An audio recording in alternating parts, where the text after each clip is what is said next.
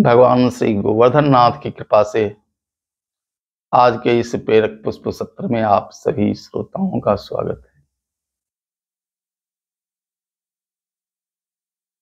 है। दिवाली का पावन दिन था। ब्रज में काफी चहल पहल थी।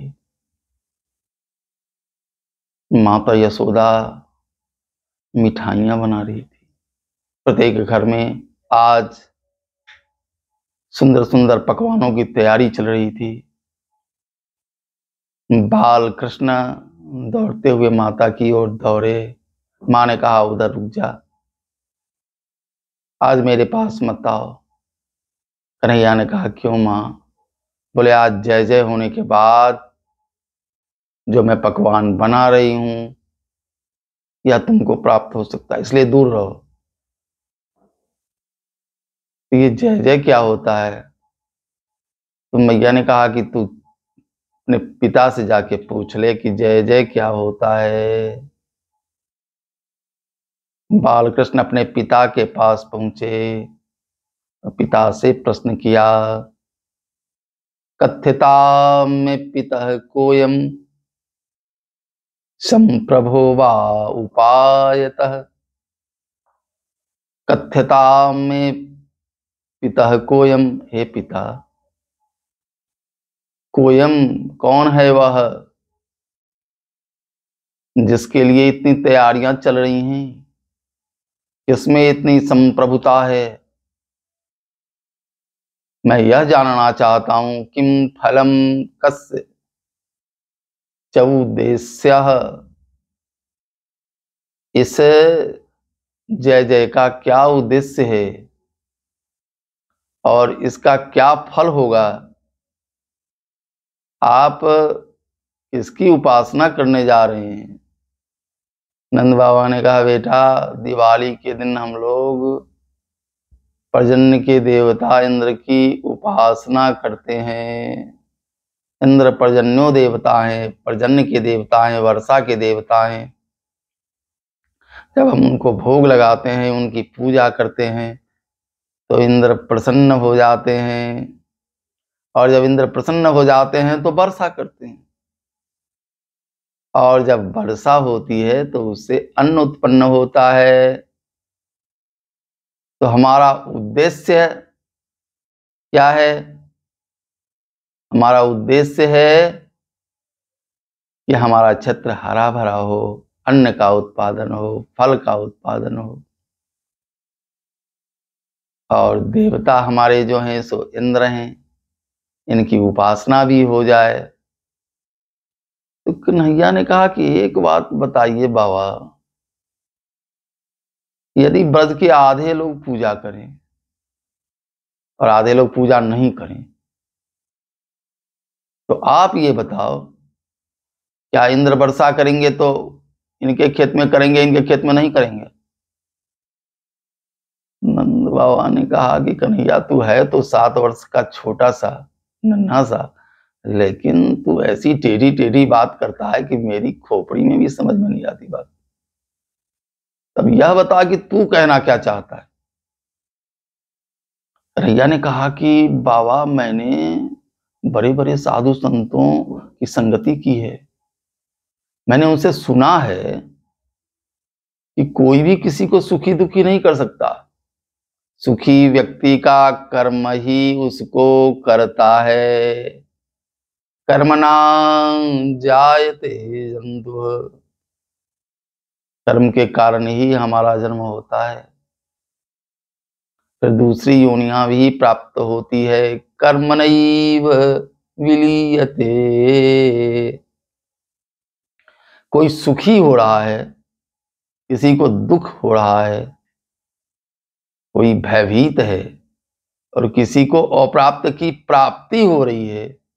सुखम दुखम भयम क्षेमम कर्म नैवाभिपद्यते।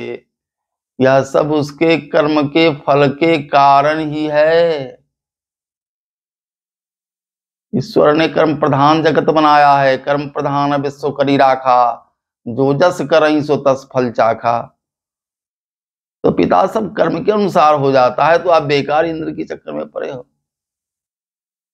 बाबा ने कहा कि तू खोल के बता, तू कहना क्या चाहता है। तो कन्हैया ने कहा कि बाबा यदि मेरी बात मानो तो आप ऐसा करो कि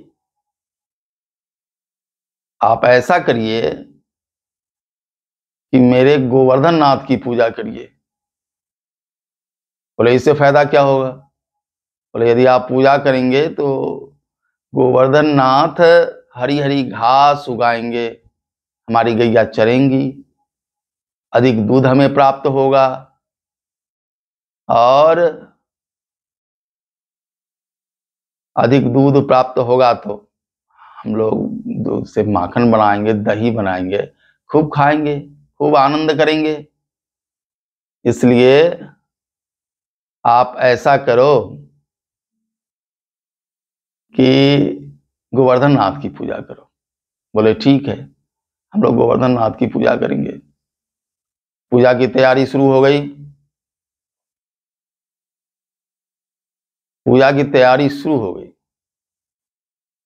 पूजा की तैयारी जब शुरू हुई तो सब प्रथम गोवर्धन नाथ का पाद प्रक्षालन किया गया, फिर हाथ धुलाया गया, फिर मुख प्रक्षालन के उपरांत अब गोवर्धन नाथ के स्नान की व्यवस्था शुरू हुई। कन्हैया ने कहा कि सब लोग घाट में जल ला करके गोवर्धन नाथ को स्नान कराओ।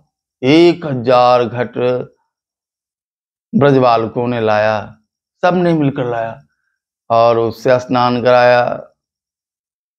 लेकिन ब्रज बालकों ने कहा कन्हैया तुम्हारा ये भगवान तो इतना बड़ा है, इसे इसकी तो मूंछ भी नहीं भींग पाई है, हम लोग इसको स्नान नहीं करा सकते, तुम्हारा भगवान बहुत बड़ा है। कन्हैया ने कहा कि हम लोग मिलकर प्रार्थना करें तो गोवर्धन नाथ यहाँ गंगा जी प्रकट कर देंगे, हरिद्वार की गंगा यहाँ चली आएगी। ब्रजबालकों ने कहा ऐसा है चमत्कारी तुम्हारा भगवान ये? बोले हाँ, चलो हम लोग हाथ जोड़कर आंख मूंद लेते हैं और प्रार्थना करते हैं। आंख मूंद कर जब गोवर्धन नाथ की प्रार्थना की गई तो वहां गंगा जी प्रकट हो गई, मानसी गंगा प्रकट हो गई। बोले मानसी गंगा की जय। गंगा मैया प्रकट हो जाती है और उस गंगा जी की धारा से गोवर्धन नाथ को स्नान कराया जाता है। उसके बाद फिर पुष्प अर्पण, माला अर्पण, और फिर कन्हैया ने कहा कि अब तुम लोग आंख मूंद लो और भगवान से भोग लगाने के लिए कहो। ब्रजबालकों ने कहा तुम्हारा भगवान खाएगा खाना? बोले हाँ वो खाएगा, तुमको दिखाई भी देगा। भगवान चतुर्भुज नारायण का रूप लेकर के गोवर्धन नाथ पर प्रकट हो गए और बोले ब्रजबालकों, ब्रजवासियों लाओ भोग। ब्रजवासियों ने कहा कि अरे इतने दिन से हम लोग इंद्र की पूजा कर रहे हैं, कभी वो दिखा नहीं हम लोगों को, इतना धूर्त है, और तुम्हारा देवता कितना सीधा है, पहली पहली बार हम लोग पूजा कर रहे हैं सामने आ गया, बहुत अच्छा तुम्हारा देवता है। सब लोग भोग सामग्री जो है सो भगवान को देने लगे और भगवान उसको खाने लगे। और इस तरह ये जितने ब्रजबालक थे बहुत प्रसन्न हो रहे हैं, बहुत खुशी मना रहे हैं कि आनंद का ठिकाना नहीं है। जब खाते खाते सब खाने लगे तो ब्रजबालकों ने कहा कन्हैया तुम्हारा भगवान तो सब खा जाएगा, इंद्र देवता तो छोड़ भी देते थे, वो तो थोड़ा बहुत खाते होंगे, नहीं खाते होंगे, लेकिन तुम्हारा भगवान तो सब खा रहा है, बोलो इससे कि अब छोड़ देगा। बोले ठीक है, सब लोग हाथ जोड़ करके बोलो कि अब हम लोगों के प्रसाद के लिए छोड़ दीजिए। तो सब लोगों ने हाथ जोड़ा और गोवर्धन नाथ ने प्रसाद के लिए छोड़ दिया। इस तरह से है।